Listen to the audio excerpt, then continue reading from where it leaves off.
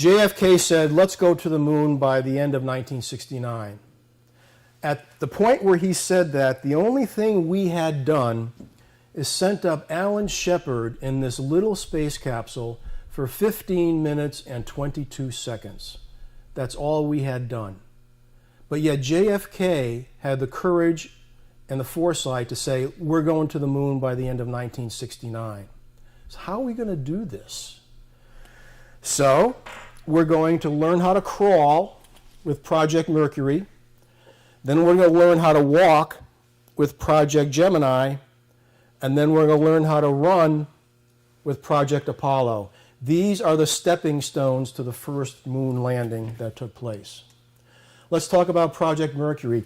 You know, if you go to the launch site in the Cape where Alan Shepard took off, there's actually a plaque on one of the bunkers there that said all of the things that we did not know about spaceflight. We did not know if the shape of your eyeballs would change in a weightless environment and you wouldn't be able to focus. We didn't know if you'd be able to swallow. We didn't know if your inner ear and your sense of balance would get all messed up in a weightless environment and you'd be nauseous and you'd be a big mess. We didn't know if the blood would flow through your veins just like it does in a 1G environment. And these are on this plaque at the Cape, and yet we launched Alan Shepard into space. And we had a lot more to learn about the ability of a human being to function in space. So Project Mercury had 6 missions. I talked about 2 so far, between May of 61 and 63. First, we had 2 suborbitals using the Redstone booster, and then 4 orbital missions using the man-rated Atlas booster. And the objectives were simple. Place a manned spacecraft into orbit. Evaluate man's performance capability and ability to function in space. And safely recover the astronaut and the spacecraft. And in that case, we're looking at man's ability to actually perform anything while in a weightless environment. The accomplishments, the last Mercury mission, the astronaut successfully orbited for 34 hours. And we said we're building confidence that human beings can function in space. All of our astronauts safely returned to Earth. And Mercury paved the way for the next phase where we're going to learn how to walk, and that's Project Gemini. Project Gemini had 10 flights between 65 and 66. The Gemini capsule had 2 astronauts. It was slightly bigger, but it was still a very cramped space for 2 people to be. And this is the retro rocket module right here, and this is the service module back here that's got all the equipment to keep the astronauts alive. But this is the Gemini capsule. And with the Gemini capsule, we are going to learn how to fly in space. We're going to do orbital maneuvering. There's the sophisticated thruster set on the spacecraft that allowed them to change orbits. We're going to do extravehicular spacewalk activity, where an astronaut would open the hatch while he's in orbit and float outside the Mercury capsule and with a handheld maneuvering gun maneuver around the Gemini capsule. And then later on, they even did more sophisticated things like going to another Agena vehicle and removing a piece of the Agena. But we did these spacewalks on Gemini 4, 10, 11, and 12. We did a long duration Earth orbit. How long can people stay up in space? We did that on Gemini 7.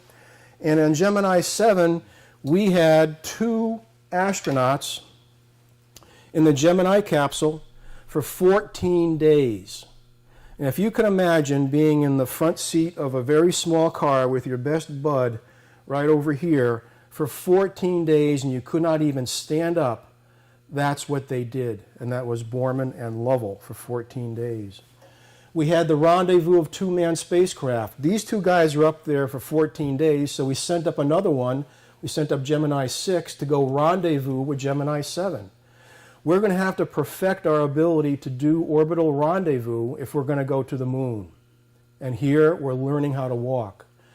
The next very important thing was Earth orbit rendezvous, and then we're going to take the next step. We're going to go and dock with another vehicle. So we sent up an Agena, which is an unmanned vehicle, looks like this. And then when this is on orbit successfully, we launched the Gemini. And then the Gemini would track this down and orbitally maneuver to rendezvous and dock with the Agena, and then use the Agena's engine to change its orbit, to actually learn how to fly in space. And we did that on several missions. Gemini 8, 9, 10, and 11 did docking. And if you look at the sequence of events, we're getting more sophisticated. The first thing we do is launch the Atlas Agena. We get the Agena checked out in orbit. The astronauts start the chase. They rendezvous, and then they dock with the Agena. And the first astronaut to do actual rendezvous and docking with the Agena was Neil Armstrong. And he had some difficulties after that because a thruster malfunctioned on the Gemini vehicle, and he had to do an emergency disconnect from the Agena and come back and do an emergency splashdown. But thank God it was Neil that confronted those challenges, because he was masterful in gaining control of the tumbling Gemini spacecraft. So accomplishments: we did rendezvous, docking, EVA, orbital maneuvering, and all the astronauts safely returned to Earth. And again, this paved the way to Project Apollo, which is the program that's going to actually land on the moon. But keep in mind, when we're doing Project Mercury and Gemini, in the background, there's a lot more work going on. We're actually starting to conceptualize the Apollo capsule. And this is the Apollo command module, where the 3 astronauts would go to the moon. And we're also designing and testing a service module, which is this piece, which provides electrical power, communication, life support to the astronauts in the command module. And you can see it has its rocket engine here to get into lunar orbit. And we're also designing, conceptualizing, testing a lunar lander, which looks like this. And this is called the lunar module. And this bottom piece would actually land on the moon. This bottom piece would serve as the launch pad for the top piece when the astronauts would blast off from the moon and return to lunar orbit to rendezvous and dock with the command module, which is orbiting the moon with 1 astronaut on board. Rendezvous and docking, we did that in Gemini. Now we're going to do it around the moon with Apollo. So we're learning how to really run with this hardware. We're also building and testing the booster rocket for Apollo. This is what Wernher von Braun said we had to do better than the Russians. And this has a thrust at the bottom of 7.5 million pounds. So this is a factor of 10 over the boosters that we used for this is the booster for the Gemini missions, the Titan booster, which is also a man-rated ICBM, but the thrust of this is about 10 times what the Titan produced. So Wernher was right on. So let's take a look at more pieces of the mosaic. Now, one thing I did not mention is that all of these models that I'm showing you are to the same scale. So if you look at Alan Shepard's rocket that he went up, look at the size compared to the Saturn. Both are the same scale. Then if you look at the Titan compared to the Saturn, both of these are to the same scale. If you look at the Russian, this generated 800,000 pounds of thrust. Look at this compared to the Saturn. So you can see how the complexity and the challenges that we had to face to build this hardware is incredible. We also had to build the launch pad for the Saturn, the assembly building for the Saturn, the ground support for the Saturn. All of this was being done while we are in the process of launching astronauts and learning how to actually fly in space. Apollo was coming together. But there's something else even going on, and that is unmanned probes. Look at, the president said go land on the moon by the end of the decade. How are we going to do that? And that's what we're trying to do here. But what do we know about the moon? Looks pretty nice when it's a full moon and a beautiful clear sky. But other than that, we know it's got craters, we know its mass, we don't know what the surface is like. So we needed unmanned probes to go up and explore the moon to see how we're going to land on it. So all of this work that I'm going to tell you about is going on in parallel with Mercury, Gemini, and Apollo design. First was the Ranger project, and these were impactors. They were designed to crash into the moon. No sophistication about this. And as they're getting close to the moon, they're going to send back pictures and video, and for the first time, we're going to see the close-up shots of the lunar surface. We had 3 impactors in 64 and 65. Ranger 7, 8, and 9 successfully crashed. It's kind of a strange thing to say. They successfully crashed into the lunar surface. They sent us the videos, and Rangers 1 through 6 all failed. The president said this wasn't going to be easy, and 6 of our first Rangers all failed. But we did get 3 that did work and gave us valuable information. The camera, by the way, is right up here, and then there's an antenna over here that transmitted the imagery back to people on Earth. Next thing we wanted to do was get onto the lunar surface. So we had the Surveyor project, 5 landers, and we had 1, 3, 5, 6, and 7 actually landed on the surface. This is what it would look like, kind of a spidery thing. This is the camera, and on the other side is actually an arm that would go out and actually dig into the lunar soil to see what its consistency was all about. And they studied the surface conditions and composition and sent back a lot of valuable information about what the surface of the moon was actually like. Was it dust? Is it clay? Is it rocky? Surveyors told us that. Now the president said, go land on the moon. Where are you going to land? So we sent up lunar orbiters, 4 orbiters, and these orbited the moon and sent back mapping pictures so we could actually identify potential landing sites. Then the last was the Explorer project. And here's the case where the president said go from the Earth to the moon. Well, what is in the middle in that space between the Earth and the moon? What kind of cosmic rays, solar winds? What's the plasma and also the magnetic fields in that area? And that's what we had to go out and measure so we can successfully design the Apollo command module to protect the astronauts. So with the Explorer project, we got that information. So Project Apollo summary, we're getting close now. We had 5 development flights between October 68 and July of 69. And like I said, Apollo 11 was the last developmental flight. Apollo capsule and the lunar module, 3 astronauts. We used Saturn 1 and Saturn 5 boosters for these flights.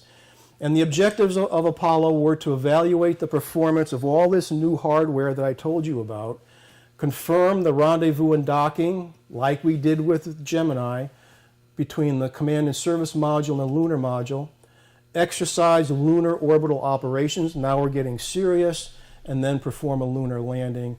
And finally, we did that on July 20th of 69, and Apollo 11 was the final developmental mission. So to put this all together, we have the Saturn V booster right here. Like I said, above this point here is all payload, and tucked away inside this shroud is the lunar module. And then after this is launched, the command module will in fact be joined to the lunar module. So all of this hardware is being built. Project Apollo, we completed 6 landings on the moon, and it got to the point the last 3 actually brought a little battery-powered cart that the lunar astronauts drove around on. And in Apollo 17, they were on the lunar surface for 22 hours, and they covered over 22 miles on the lunar surface. And one of those astronauts was the geologist that had trained all the other astronauts before. He finally got his day in nirvana to go and actually be on the lunar surface himself, in the lunar rover, collecting samples of things that he thought were interesting. Spacecraft to achieve the landing, we talked about the command and service modules. Here's again the command module with the astronauts. Here's the service module. And this is about 63,000 pounds total with these two. The lunar module takes astronauts to the lunar surface, and that's about 33,000 pounds. So all of the hardware to get to the lunar surface is about 100,000 pounds. The lunar module is a bit more complicated. This is the descent stage that takes them down to the lunar surface. And then when they want to go back, they will blast off using this as a launch pad, and the ascent stage will take them back to lunar orbit to rendezvous and dock with the command module that's orbiting. Supports 2 astronauts. Now about the Saturn V, pretty big bird, weighs 6.2 million pounds. A lot of propellants, 5.6 million pounds. But when those engines light off, they generate 7.5 million pounds of thrust. A very gutsy call by NASA was to launch the first all-up unmanned flight in November of '67. They didn't say, we're going to test the first stage, then we're going to test the second stage. They said, put it all together, let's get it on a pad and light it off. And they did that, and it was complete success. Totally amazing. Unfortunately, the second, which was Apollo 6, was a near failure. 2 engines in the second stage shut down, and there was a pogo effect on the first stage where there were oscillations like this of very high frequency because of the propellant pressure going into the engines.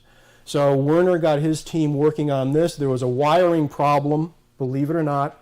There was a miswiring on the second stage, and they also found a solution for the pogo effect. And then this was cleared for manned operations. Then another gutsy call after Apollo 6 was to send Apollo 8 to the moon in December of '68. And that was a complete success. 3 astronauts went in the command module and service module only.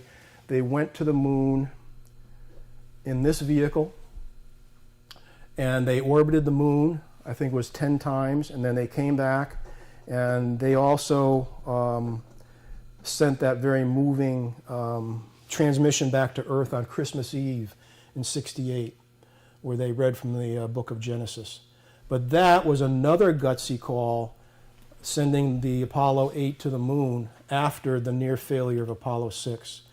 And then they followed with Apollo 9, which is the checkout of the lunar module in low Earth orbit, and then Apollo 10, which was a dress rehearsal, and those were both successful. One thing about the Saturn V, when you think about the Saturn V, you think of the F1 engines on the bottom. These massive, massive engines generating 1.5 million pounds of thrust each. But you don't realize that this whole machine has 89 engines, solid motors, and thrusters. It has 5 engines in the first stage, 5 in the second stage, 1. Then the lunar module, descent and ascent, and the service propulsion module here. So 14 main engines. Solid rocket motors, it had 23. There are 8 retro rockets in the first phase. In these fairings you see here, there's actually 2 retro rockets pointed out, which would blast right through that fairing. After the stage separates, those retro rockets fire, 86,000 pounds of thrust each, and that would slow that first stage down and allow the second stage stack to keep on going. The second stage had 8 ullage rockets. So after the first stage pulls away from the second stage, all of the propellants in that those tanks are sloshing forward because there's no acceleration. And you've got to get that propellant to be resettled in the bottom of the tank to be able to light these 5 engines. So you fire off 8 ullage rockets, and they accelerate the second stage stack just slightly to pull all that propellant into the bottom of the tank, and then you can ignite the turbo pumps and start your 5 J2 engines. Moving up here, you have 4 retro rockets, again, to pull the second stage away from the third stage, and then the third stage had 2 ullage rockets to do the same thing as pulling the propellants into the base of the tank. And then thrusters, attitude control, 12 on the command module. Service module had 16. Lunar module had 16. The Saturn third stage had 6 attitude control. And then we had the 2 ullage engines. And not to mention, there's 1 solid rocket motor up here for escape. So you look at the Saturn V, remember, it's more than 5 F1 engines. It's 89 solid rocket motors, thrusters, and main engines.